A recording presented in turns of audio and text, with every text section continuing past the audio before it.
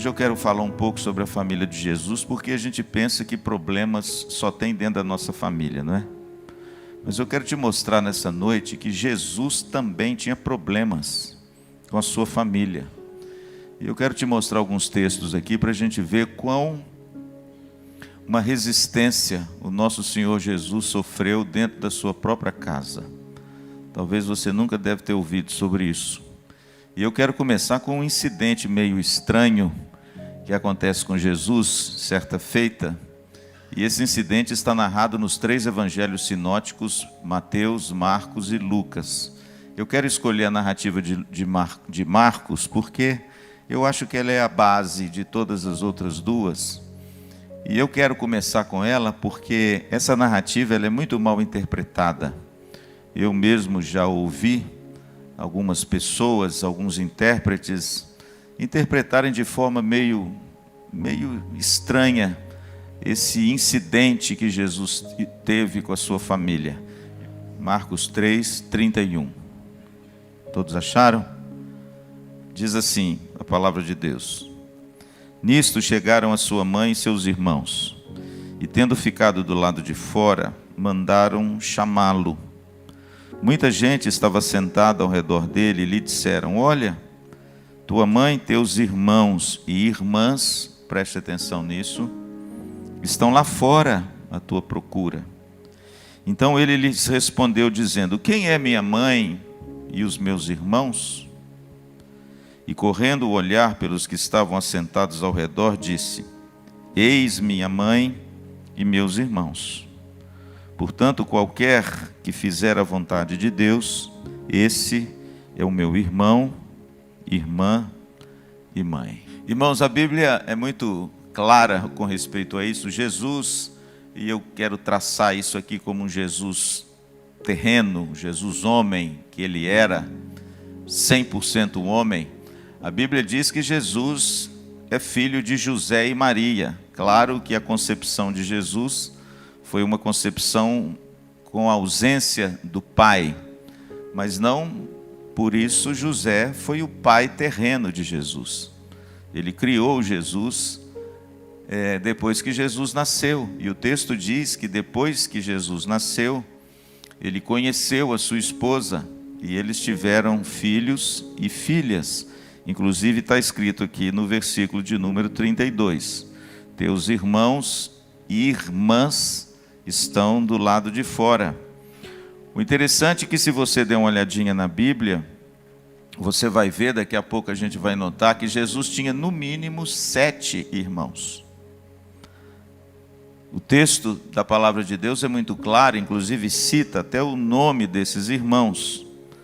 Mateus capítulo 13, versículos 55 e 56, o texto diz o seguinte: Não é este o carpinteiro, filho de Maria, irmão de Tiago, José, Judas e Simão?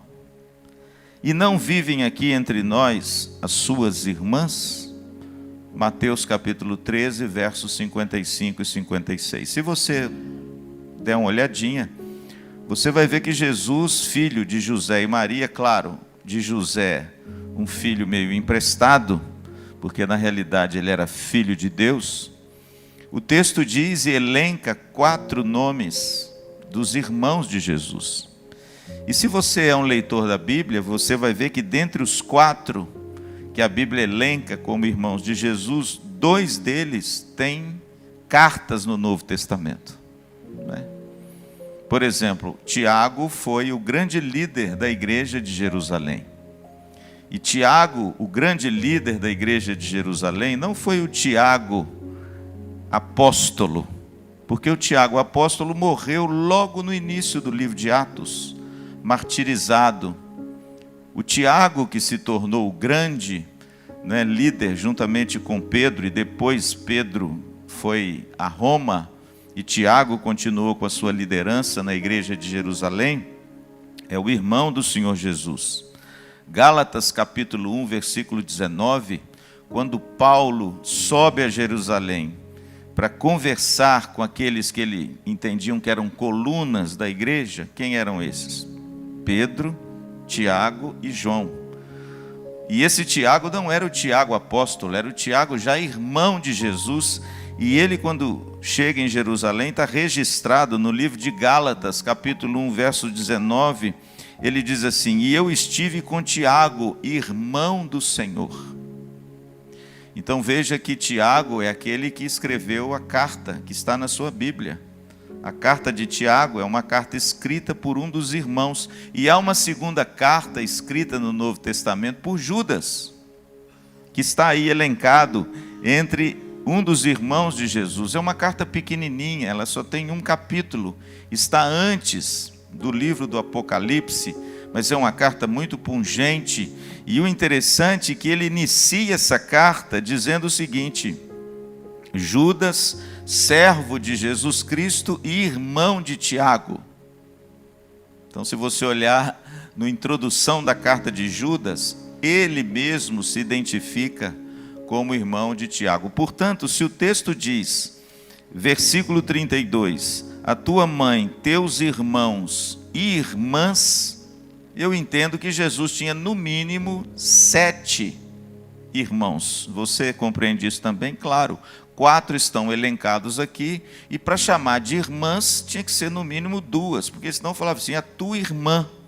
Mas como são irmãs, no mínimo, Jesus tinha 7 irmãos, irmãos terrenos, filhos de José e de Maria.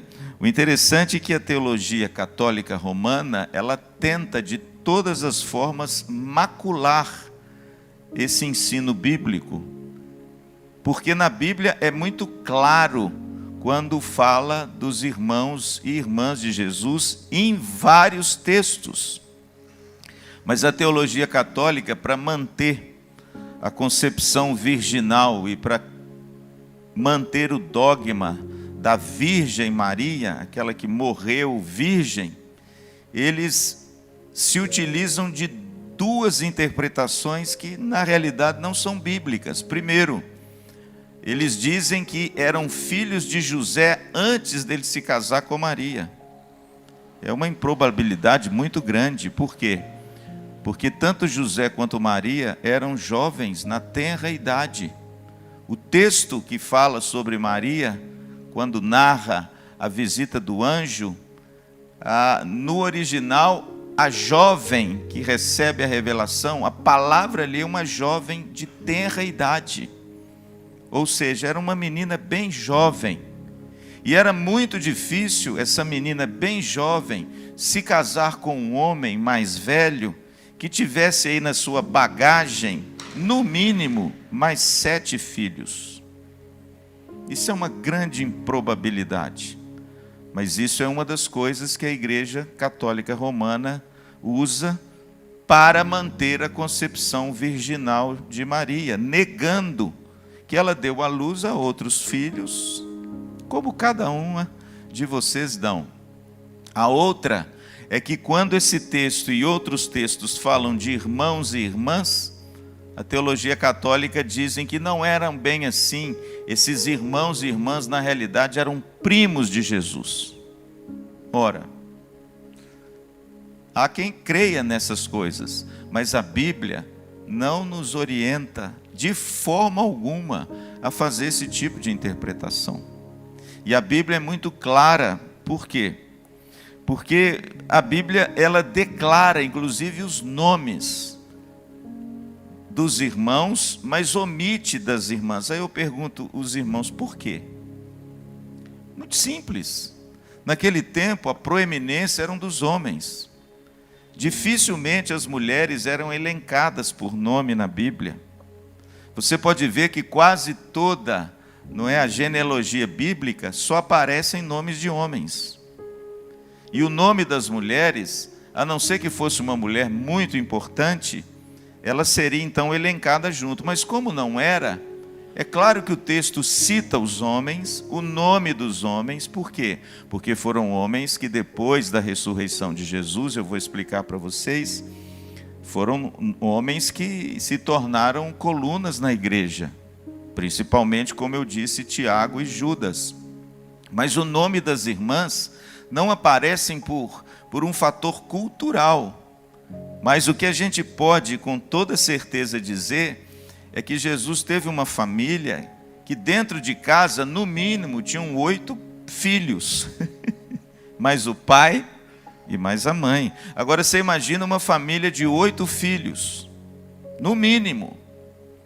Pastor, Jesus poderia ter mais irmãs? Poderia. Ele poderia ter tido 3, 4. Mas no mínimo o que a gente pode dizer é que Jesus foi inserido, como homem, como jovem, e cresceu no seio de uma família em que era uma família perfeitamente normal, principalmente porque nos tempos bíblicos as mulheres tinham muitos filhos. E ter filhos naquele tempo era um sinal do favor de Deus. Você se lembra muito bem que no Velho Testamento, algumas mulheres sofreram muito porque eram estéreis. Você lembra de alguma delas? Rebeca era estéril, Sara era estéril, Ana era estéril, a mãe de Sansão era estéril. E essas mulheres sofreram porque não ter filhos, culturalmente, era algo que atraía a maldição de Deus. E os filhos naquele tempo é que perpetuavam o nome, a herança e a tradição da família. É por isso que a ênfase da Bíblia é que a mulher seja alegre mãe de filhos. E toda a ênfase da Bíblia é para que a mulher tenha filhos. A nossa sociedade moderna tem contrariado esse princípio bíblico. As mulheres hoje têm optado por ou não ter filhos ou ter poucos filhos. Mas a realidade da Bíblia é uma realidade onde vai numa direção meio contrária. O que Deus requer de uma família que teme ao Senhor é que essa família tenha filhos, tenha muitos filhos. E Maria segue a esteira cultural do seu tempo. E ela, no mínimo, com José, teve 7 filhos. E Jesus era aquele meio-irmão, de todos eles. Mas era um menino que veio a esse mundo pela concepção do Espírito Santo. Você conhece a história. Bom, e o interessante é que quando a gente olha para essa família, a gente vê que essa família de Jesus, ela tinha alguns percalços, ela tinha algumas dificuldades. Por exemplo, parece-nos que no início do ministério de Jesus, os seus irmãos, e agora eu quero dizer irmãos mesmo de carne, parece-nos pelas Escrituras que não criam nele. Houve uma resistência forte a Cristo dentro de casa. Por exemplo, lá em João capítulo 7, versículo 5, o texto diz assim: pois nem mesmo seus irmãos criam nele. Quando Jesus iniciou o seu ministério aos 30 anos, pensem bem, até os 30 anos ele era um irmão como outro qualquer. Ele não era alguém que fazia milagres na sua infância, destacado assim, com poderes sobrenaturais. Absolutamente. Ele deveria ser um menino como outro menino qualquer, instruído pela sua mãe, querido pela cidade, porque na realidade ele aprendera o ofício do pai. E isso mais uma vez testifica a cultura daquela época. O pai ensinava o ofício dele para o seu filho. Para quê? Para que o seu filho tivesse também um sustento. E Jesus era reconhecido como o filho do carpinteiro. Mas aos 30 anos, quando Jesus inicia o seu ministério, através do batismo, pelas mãos de João Batista, e através da tentação do deserto, e quando ele sai da tentação e inicia efetivamente o seu ministério terreno, os seus irmãos estranharam. Conviveram com ele dentro de casa como uma pessoa normal. Jesus não foi aquele jovem que saía fazendo milagres por aí. Jesus não foi aquele menino que de repente se arvorava no direito de ser chamado de filho de Deus, nada. Jesus era um menino como todos os outros e como os seus irmãos. Mas aos 30 anos, o texto diz que chegou o tempo desse homem se manifestar ao mundo como quem realmente ele era. E o texto diz, nessa circunstância, que os seus irmãos não creram nele. E eu vou dizer uma coisa para vocês, pessoal. Se nós estivéssemos inseridos naquele contexto e víssemos, por exemplo, alguém e conviver com esse alguém durante tanto tempo, talvez você e eu também não creríamos. A intimidade, a pessoalidade, aquela coisa muito íntima, eles dificilmente viram em Jesus as credenciais que ele mesmo começou a mostrar, a fazer, a ensinar e a requerer sobre ele a autoridade do próprio Deus. E lá em João capítulo 7, como eu disse no verso 5, o próprio apóstolo João testemunha que os seus irmãos não criam nele. Você se lembra que quando Jesus ele iniciou o seu ministério, ele foi à sua cidade. Lembra disso? Ele foi à cidade de Nazaré, a cidade que ele fora criado, porque foi lá que José e Maria criou os filhos, inclusive Jesus. E o texto diz que quando Jesus foi em Nazaré, está lá em Lucas capítulo 4, 2 fatos ocorreram. Primeiro, o texto diz que ele inicia seu ministério, ele chega em Nazaré e abre as Escrituras, e as Escrituras caem sobre o livro de Isaías 61. E Jesus lê: o Espírito do Senhor está sobre mim, pelo que ele me ungiu para pregar as boas novas aos quebrantados de coração, a curar os aflitos e os oprimidos, e apregoar o ano aceitável do Senhor. O texto diz que Jesus, tendo lido essas palavras, ele fechou o rolo e disse: hoje essa profecia se cumpre. Imagine só, querido, para a população da cidade de Nazaré, que viu o menino, né? A teologia católica gosta muito de falar menino Jesus, mas Jesus foi um menino mesmo.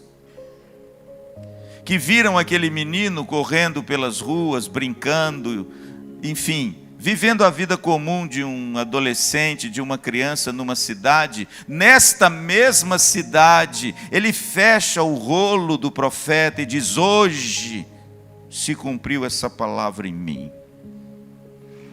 Talvez seja por isso que quando ele terminou de dizer isso, as pessoas pegaram em pedras e queriam julgá-lo precipício abaixo, quiseram matá-lo, porque ele usou para si mesmo prerrogativas do próprio Deus, do próprio Messias. Mas a Bíblia diz lá em Lucas que ainda não era chegado o seu tempo, e ele passou pelo meio da multidão. Certa feita, Jesus retorna a Nazaré. Por 2 vezes ele vai à sua cidade. Mas o texto diz que Jesus ali não operou muitos milagres, porque a cidade não cria nele. E foi ele mesmo quem declarou um provérbio, que o profeta não tem honra, a não ser fora da sua casa. Para você ver, querido, que Jesus, quando ele iniciou o seu ministério, quando ele mostrou ao mundo a que veio, ele encontrou resistência dentro da sua casa. Os seus irmãos, no princípio, não criam nele.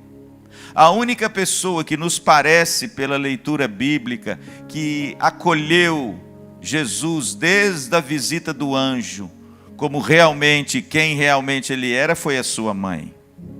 O texto diz que Maria, quando via as coisas que Jesus fazia depois dos 30 anos, e durante a concepção de Jesus, desde o anúncio do anjo, ela guardava todas essas coisas no coração. E no capítulo 2 de Lucas, o texto diz que Jesus crescia em estatura e graça diante de Deus e diante dos homens. Ou seja, Jesus, irmãos, foi um menino. Ele cresceu, ele foi ensinado pela sua mãe a respeito das escrituras sagradas. Mas quando esse menino virou um homem, e quando chegou o tempo determinado, que Paulo chama aos Gálatas de Kairós de Deus, no tempo de Deus, esse menino, sendo agora um homem, se manifesta ao mundo. Pastor, e onde que ele encontra resistência também? Dentro da sua casa. Por isso, querido, isso é uma mensagem que acalenta a nossa alma, porque quantos de nós não o enfrentamos também? Quantos de nós, por depositarmos a nossa fé em Cristo, a gente não enfrenta lutas na nossa própria casa? Veja que Jesus, irmãos, por várias vezes, ele citou que os inimigos do homem estariam dentro de casa. Jesus, por várias vezes, alertou os seus discípulos que dentro de casa nós teríamos resistência à nossa fé. E assim tem sido. Principalmente se a nossa família não é uma família criada aos pés de Cristo desde antes, né? Principalmente se você veio de uma família que não tem uma tradição evangélica, como eu, por exemplo, vim. Quando de repente Deus alcança você, revela a você a beleza da pessoa de Cristo e a palavra de Deus, e agora, quando você se converte a Cristo, você olha para a sua família, parece que você se tornou um estranho. Ou não? Agora você pensa diferente, agora você busca coisas diferentes, agora você caminha por um caminho diferente. Houve na sua vida uma conversão, uma mudança de direção, e aqueles que conviviam com você durante tanto tempo começam a estranhar o seu comportamento, o seu pensamento, as suas atitudes, e ao invés deles ficarem felizes porque de repente agora você foi alvo dessa graça, eles viram seus inimigos. É ou não é? Quantas lutas, irmãos, hoje as pessoas enfrentam por abraçarem a fé cristã dentro de casa. Pais enfrentam essas lutas com seus filhos quando há uma conversão tardia. Filhos enfrentam essas lutas com seus pais se os pais não são crentes. O moço agora muda, as inclinações dele mudam, os desejos desse moço agora mudam, e isso afeta o meio onde ele se encontra mais íntimo do seu relacionamento, a sua própria casa. Os irmãos começam a ver que aquele menino mudou. Os pais começam a ver que aquele menino agora quer ir para a igreja. Que negócio é esse de igreja? Talvez preferissem que ele fosse para as baladas, né? E continuasse lá, chegando em casa às vezes drogado e alcoolizado. Talvez fosse melhor, não é? Mas a grande verdade é que Jesus até hoje, ele tem sido um divisor de águas dentro das famílias. E muitas vezes pela fé em Jesus, as pessoas na sua própria casa viram seus inimigos. Pastor, o que fazer com isso? Alegre-se, porque o próprio Jesus foi perseguido dentro da sua própria família. Os próprios irmãos de Jesus não creram nele, e que é pior, não só creram nele, como armaram um motim para prendê-lo. É verdade. Lá em Marcos capítulo 3, onde nós estamos, no versículo de número 21, o texto diz assim, vamos ler o 20 que você entende. Então ele foi para casa, não obstante a multidão afluiu de novo, de tal modo que nem podiam comer. E quando os parentes de Jesus, presta atenção nisso, porque os parentes de Jesus aqui são os irmãos. E quando os parentes de Jesus, verso 21, ouviram isso, saíram para o prender, porque diziam, está fora de si. Irmãos, não é apenas uma descrença. Os irmãos de Jesus, eles ofereceram a ele uma resistência ao ponto de denunciarem-no para as autoridades e vê-lo preso. Isso aconteceu, irmãos, com a família de Jesus. E é muito bom a gente conhecer essas coisas, porque a gente acha que Jesus viveu assim um mar de rosas na sua família. Que pelo fato dele ser Jesus, ele cativou o amor de toda a sua família. Mas não é isso que a Bíblia diz, irmãos. A Bíblia diz que os seus irmãos ofereceram muita resistência a Cristo. E às vezes, como eu disse, hoje nós temos visto, muitos irmãos de carne oferecerem resistência dentro da própria casa, na própria família. Principalmente se Jesus te encontra, E se Jesus muda a sua história. Bom, mas eu quero retornar ao texto. Vamos voltar ao texto. Eu só quis dar esse pano de fundo para você ver que se você enfrenta uma luta, você que nos ouve nas redes sociais, pelo fato de você ser um cristão dentro de casa, glorifique a Deus. Sabe por quê? Porque o próprio Jesus, no capítulo 5, lá no Sermão do Monte, nas bem-aventuranças, ele termina as bem-aventuranças dizendo assim: alegrem-se, exultem-se, regozijem-se, quando por minha causa perseguirem vocês. Pois é grande o vosso galardão nos céus, porque assim como perseguem vocês, perseguiram os profetas no Velho Testamento. Então, querido, a primeira aplicação que eu quero deixar para você, não sei se você enfrenta problemas com a sua família pelo fato de você ser um cristão, não fique triste não. Não fica cabisbaixo não. Não se sinta assim, amargurado não, sabe por quê? Porque se a sua família opõe a você por causa de Jesus, glorifique a Deus com isso. Regozije-se com isso, sabe por quê? Porque é por causa de Cristo, como diz Paulo, eu sofro afrontas todos os dias. Jesus, irmãos, enfrentou isso.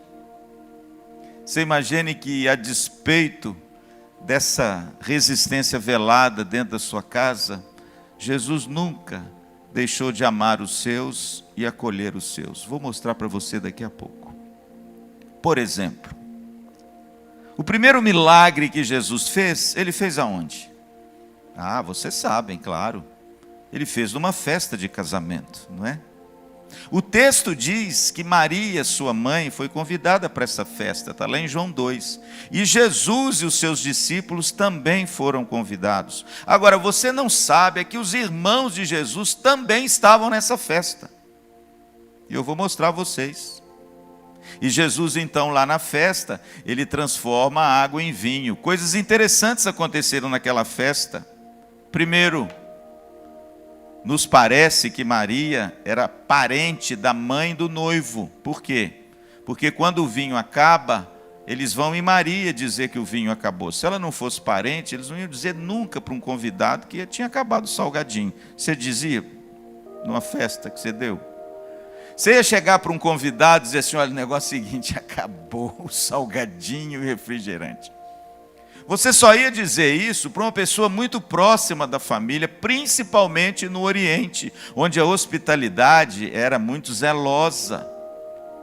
E o engraçado é que eles vão a Maria. Por quê? Porque Maria era prima da mãe do noivo. E no final do Evangelho de João tem um detalhe lá que mostra isso. E eles vão a Maria. E Maria, conhecendo aquele moço, tendo criado aquele menino, sabendo quem ele era, vai a ele e diz, filho, eles não têm mais vinho. Você conhece a história? Jesus toma as rédeas da festa como o anfitrião que ele sempre precisa ser na sua casa. E ele providencia alguma coisa que o noivo deveria providenciar. E ali ele já toma o lugar na festa de casamento de quem? Do noivo. Uma metáfora muito promissora da relação dele com a sua igreja. Ele é o noivo, a igreja é a noiva, e ele é o anfitrião que providencia todas as bênçãos para a sua igreja, e ele então as providencia de forma abundante, sacudida e recalcada. Ele manda encher 6 talhas de água até na boca, e que eu tive a alegria de ver, né, Silvestre? Aquelas talhas bonitas lá em Caná, tem elas até hoje, no subterrâneo da igreja. Mas um detalhe no texto, você quer ver? Você quer ver o detalhe? João capítulo 2, marca esse texto de Marcos, que eu quero voltar nele agora, mas eu quero mostrar a você um detalhe muito precioso do Evangelho de João no capítulo 2, quando termina essa ação tão linda de Jesus numa festa de casamento, tão emblemática, tão representativa, o primeiro sinal dele. O versículo 11 termina esse milagre maravilhoso dizendo assim: com este deu Jesus princípio aos seus sinais em Caná da Galileia, manifestou a sua glória e os discípulos creram nele. Agora preste atenção ao verso 12, que dá a entender que os irmãos dele e toda a família estavam na festa. Depois disso, desceu ele para Cafarnaum com sua mãe, seus irmãos e seus discípulos, e ficaram ali não muitos dias. Sabe o que significa isso, queridos?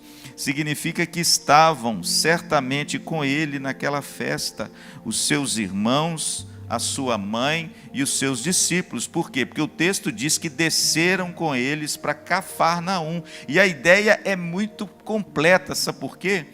Porque quando você está em Caná, você está num lugar bem mais alto. E quando você desce de Caná para Cafarnaum, que fica na Galileia, você impreterivelmente desce. Por quê? Porque a cidade de Cafarnaum fica às margens do mar da Galileia. E a cidade de Caná fica próxima de Nazaré, nas montanhas da Judéia. Então é um lugar alto, que Jesus estava lá com a sua família, com os seus discípulos, participando de uma festa de casamento. E olha que coisa bonita, terminando a festa, o texto diz que Jesus desceu com eles para Cafarnaum. Pastor, o que significa isso?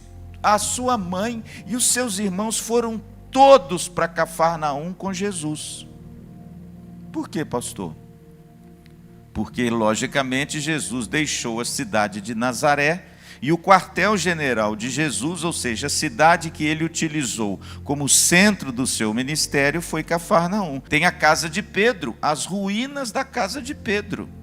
E o quartel-general de Jesus foi em Cafarnaum. Agora preste atenção, se o meu raciocínio não falha, eu vejo aqui um negócio muito lindo. O texto diz, lá em Mateus 13, que os seus irmãos não criam nele. 3, os seus irmãos não criam nele.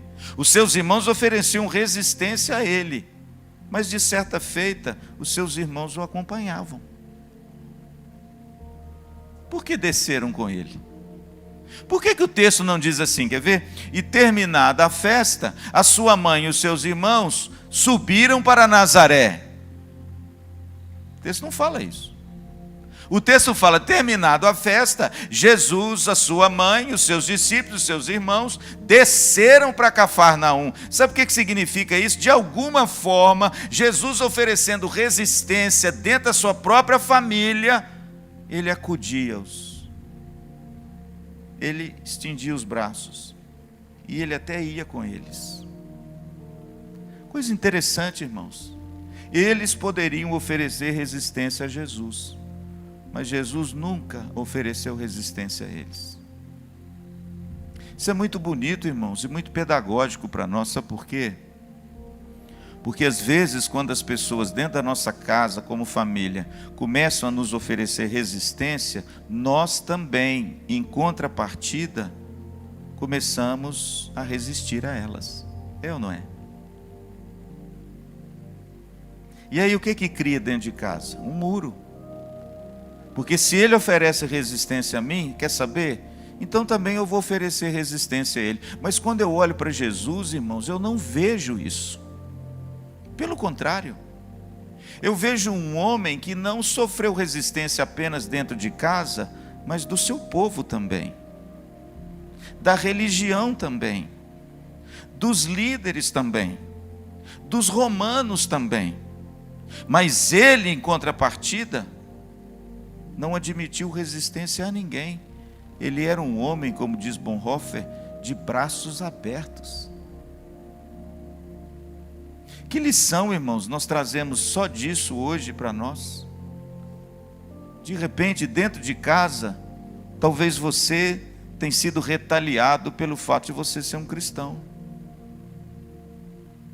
Talvez você é um jovem que o seu pai e sua mãe impliquem com você porque você vem na igreja. Talvez você é uma mulher, uma mãe de família, que seu marido implique com você porque você participa de um grupo de estudo na igreja. Talvez você é um homem crente casado com uma mulher que ainda não é crente, que implica com você porque você gosta da igreja, participa da escola dominical, dá aula na igreja, participa dos trabalhos de homens na igreja, e às vezes a sua esposa implica com você e oferece resistência a você. Mas o que me chama a atenção, irmãos, não é o fato de Jesus ter sido alvo dessa resistência, é a reação de Jesus a elas. Qual a reação, pastor? Amor, compreensão, acolhimento. O texto diz que, terminada a festa, eles desceram com Jesus para Cafarnaum. Estava na hora de dizer assim, quer ver, comigo não. Comigo vocês não vão descer não, pode voltar para casa. Mas engraçado, irmãos, que a atitude de Jesus nunca foi essa, para qualquer que seja, principalmente com a sua casa. Ele era um homem, como diz o profeta Isaías no capítulo 53, que foi rejeitado, mas ele nunca rejeitou. Eu acho que essa é uma boa mensagem para os dias atuais. Se você porventura enfrenta rejeição em algum lugar e você tem construído uma rejeição em contrapartida a essa pessoa, quem sabe hoje não é o dia de você mudar a sua atitude e devolver a rejeição com acolhimento e amor. E foi exatamente isso que Jesus fez. E foi por causa dessa reação de Cristo com a sua própria família que, no final das contas, toda a sua família creu nele. Mas vamos voltar para o texto, e eu termino, Marcos capítulo 3, versículo 31. Que incidente estranho, não é? Eu nunca vi um culto de família pregar esse versículo. Porque a priori, né, nos parece que Jesus trocou a família dele, não é? Eu tenho 25 anos que eu sou pastor ordenado, mais 7 anos que eu labuto dentro da casa do Senhor, daí 32 anos que eu vivo na igreja e servindo a igreja, eu nunca vi um pregador pregar esse texto sobre família. Porque ele nos parece um negócio meio estranho. Parece que Jesus, de certa feita, ele desmerece a sua família. Vamos ler o texto de novo? Nisto chegaram sua mãe e seus irmãos, e tendo ficado do lado de fora, mandaram-no chamá-lo. Pastor, aonde Jesus estava? Jesus estava em Cafarnaum. Jesus estava com muitas pessoas dentro de uma casa ensinando. A sua mãe e os seus irmãos chegaram do lado de fora. Esse é o contexto. Tendo ficado do lado de fora. Por quê, pastor? Porque estava cheio demais a casa. Aí você pensa assim, puxa, mamãe e meus irmãos chegaram, né? Gente, dá licença, dá licença, mamãe chegou. Você não pensa isso? Dá licença daí, Pedro, rada para lá. Mateus, reda para cá. Mamãe, vem cá, queridinha. Vem cá, Judas, Tiago. Vai lendo. Ficando do lado de fora, mandaram chamá-lo. Muita gente estava sentada ao redor dele. Está vendo por que eles não entraram? Porque não tinha jeito. E lhe disseram, olha, tua mãe, teus irmãos e irmãs estão lá fora à tua procura. Deixa eu dizer uma coisa para você, o que você faria? Vamos lá, seja honesto. O que você faria, Rose? Mamãe? Nossa, espera aí, gente.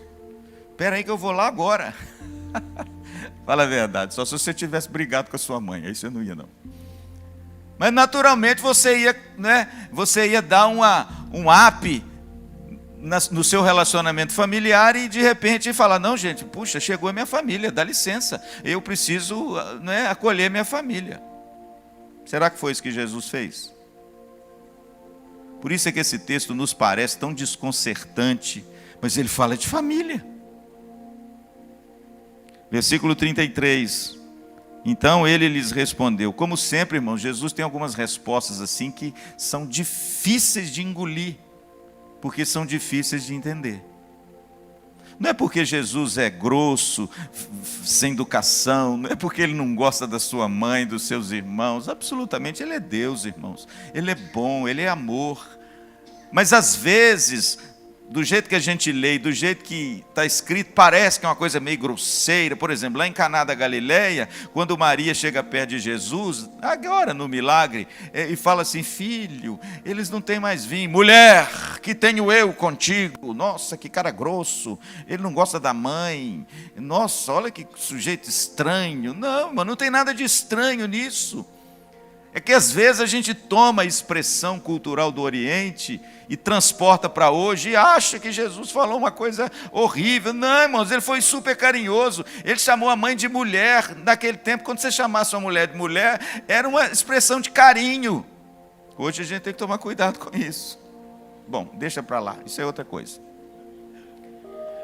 Você pode imaginar, aí ele vira e fala assim, mulher significa, olha, minha querida, minha, né, que tenho eu contigo, ainda não é chegada a minha hora. O que Jesus está dizendo para Maria é o seguinte, mãe, a senhora está pensando em vinho, mas eu vou derramar o meu sangue daqui a pouco, e ainda não chegou a hora dele ser derramado. Não tem nada de grosso, não tem nada do sujeito não gostar, e aqui é a mesma coisa. Então ele lhes respondeu dizendo, quem é minha mãe e meus irmãos? Olha que coisa estranha, irmãos. Jesus, ele responde com uma pergunta, e muitas vezes ele usa esse instrumento retórico para despertar as pessoas. Quem é minha mãe e meus irmãos? Aí eu acho que os pessoas, é aqueles que estão lá fora.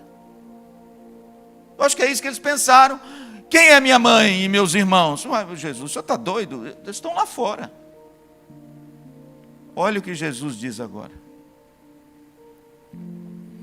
Versículo 34. Há uma pausa. Você consegue ver essa pausa no verso 33 por 34? Depois que Jesus faz essa pergunta, e correndo o olhar pelos que estavam assentados ao redor, disse. Você consegue ver a pausa? É como se eu dissesse alguma coisa, fizesse uma pergunta e de repente,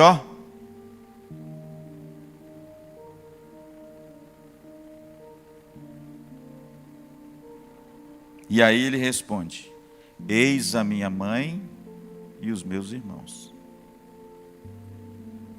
Você notou que deve ter havido um suspense, porque ele parou, primeiro ele fez a pergunta. Quem é minha mãe? Quem são meus irmãos? Faz uma pausa, olha para todo mundo. E aqui não está não, mas certamente ele devia ter feito assim, quer ver? Eis a minha mãe e os meus irmãos. E se você olhar no texto paralelo de Lucas, você vai ver que lá no texto paralelo está escrito assim, quer ver? Eis a minha mãe, meus irmãos e irmãs. E o texto termina dizendo, portanto, e aqui é a explicação do porquê que ele chamou aqueles que estavam lá de nova família. Portanto, qualquer que fizer a vontade de Deus, esse é meu irmão, irmã e mãe. Pastor, o que essa afirmação de Jesus quer dizer? Qual é a lição que nós extraímos dela para esse mês, né, da família? Primeiro, Jesus de forma nenhuma não rejeitou nem desmereceu a sua família de sangue. Quem é minha mãe e meus irmãos? Com essa pergunta, Jesus não desmerece a sua mãe e os seus irmãos. E nós vimos já, e eu já dei para vocês exemplos aqui, muitos, que ele manteve um relacionamento muito afetuoso com a sua mãe, com seu pai, com seus irmãos, mesmo seus irmãos rejeitando e não crendo nele. Jesus nunca desmereceu quem quer que seja. Em João capítulo 19, versículo 25 e 26, a mãe de Jesus e a prima de Jesus, que estão lá em João 19, talvez a que deu a festa em Caná da Galileia, estão ali aos pés da cruz. E Jesus, irmãos, na hora mais agonizante da sua vida, ele se preocupa com quem? Com a sua mãe. O apóstolo João está com ela, ou está com elas, porque lá elenca os nomes das mulheres que foram até no Gólgota assistir aquela horrenda crucificação.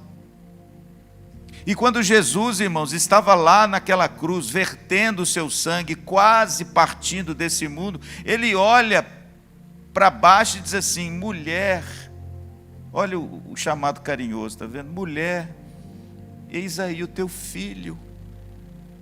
E ele olha para João e diz assim: filho, eis aí a tua mãe. Em outras palavras, Jesus, irmãos, cuidou da sua mãe e entregou a sua mãe aos cuidados de quem? Do apóstolo João. E no livro A História Eclesiástica de Eusébio de Cesareia, que narra os primeiros 350 anos da história da igreja, esse grande historiador lá dos primórdios da igreja, ele cita que desde aquele momento na cruz, João tomou Maria e cuidou dela até a morte dela. Ele tomou literalmente o lugar de Cristo. Pastor, e o marido? A história eclesiástica de Eusébio de Cesareia diz que José falecera e que Maria depois ficou viúva com esses meninos todos que já eram homens. Mas quem cuidou dela foi João, porque recebeu de Jesus a incumbência de cuidar da sua mãe. Portanto, querido, preste atenção. A primeira lição que nós tiramos desse texto, às vezes, estranho, é que Jesus nunca rejeitou nem desmereceu a sua família de sangue. Pelo contrário, ele os acolheu durante toda a vida, inclusive eles não crendo nele. Mas a segunda lição, e eu termino, que a gente extrai desse texto, é que quando Jesus então olha e diz: eis minha mãe, verso 34, e meus irmãos, e portanto qualquer que fizer a vontade de Deus, esse é meu irmão, irmã e mãe, o que nos ensina é que Jesus não desmerece a primeira família para criar uma segunda. Entende? A segunda grande lição e a maior lição desse texto é que através dessas palavras, usando a sua família de carne como uma metáfora, olha que bonito, como uma imagem, para que eles pudessem compreender que há um grau de importância tão grande quanto. A grande lição desse texto é que Jesus inaugurou agora uma nova família, não com laços de sangue, mas com laços de fé e obediência nele. O que Jesus inaugurou aqui, irmãos, é o que Paulo, depois de algum tempo, escreveu nas suas cartas. Nós somos família de Deus, mas foi Jesus que usou essa metáfora em primeiro lugar. Foi Jesus, irmãos, que demonstrou que agora nós fomos inseridos numa nova família. Quem, pastor? Aqueles que creem nele, está escrito aqui. Portanto, meu amado, que notícia maravilhosa! Nós somos literalmente cidadãos de duas famílias. Agora preste atenção numa coisa: as duas são duplamente importantes. Jesus usa a sua família de carne, como eu disse, para estabelecer uma metáfora com a família da fé. O que Jesus quer dizer é que agora nós temos uma família da fé que é tão importante quanto a família de carne. O que Jesus aqui inseriu, irmãos, era a importância que a igreja dele teria no início do seu ministério. E na realidade, nós somos uma grande família. Quando ele diz assim, qualquer que fizer a vontade de Deus, esse é meu irmão, irmã e mãe, é como se ele estivesse dizendo assim, quer ver? E aquele que faz a vontade de Deus, do meu Pai, esse faz parte da minha família, a família da fé. Amém? O interessante é que a nossa fraternidade tem um novo fundamento, diz Calvino, olha que coisa bonita. Ela repousa em nossa obediência a Cristo e a sua palavra. Então, irmãos, nós somos muito privilegiados. Jesus não quer de forma nenhuma desmerecer a nossa família. Eu amo a minha Teresa, eu amo a minha Alissa, elas são a minha família. O papai, a mamãe e a irmã. A irmã não, a filha, né? Porque ela não tem irmão. Eu amo a minha família, eu cuido na medida do possível, o máximo que eu posso, da minha família terrena. Mas, por favor, querido, se Jesus te escolheu, se você veio a Ele, se você foi enxertado nessa videira, se você hoje ouve a sua palavra e obedece os seus mandamentos, você hoje tem uma nova família, a família da fé. Não a desmereça. Não ache que ela é de somenos importância aos olhos da sua família de carne, porque ela não é. O que Jesus fez aqui é colocar, é estabelecer um grau de amor, de importância e de relacionamento equilibrado. Tem gente que por causa da família larga tudo. E também, erroneamente, tem gente que por causa da igreja larga tudo, está vendo? Tem que haver um equilíbrio entre os amores. Os amores precisam ser equilibrados. Agora, por favor, ame, participe, interaja, sirva, cresça.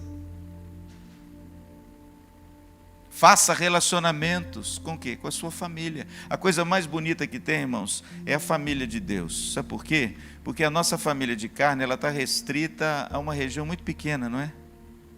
Está aqui restrito em Maringá, aqui na Vila Operária. Talvez a sua família esteja restrita num pequeno lugar, não é?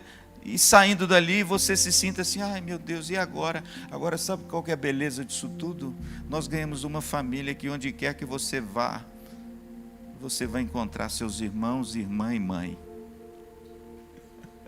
Isso é bonito demais, irmãos. Isso é coisa gloriosa demais. A gente desce num país oriental como o Egito, a gente desce em qualquer país aí tão distante de nós, e de repente, quando a gente encontra um irmão de fé, a coisa é diferente. Parece que a coisa é aproximada, entendeu? Porque na realidade nós somos agora uma grande família, entre todos os povos, línguas, tribos e nações. E por causa de Jesus eu posso te chamar de irmão, amém? Que coisa bonita, nós somos irmãos e irmãs na fé.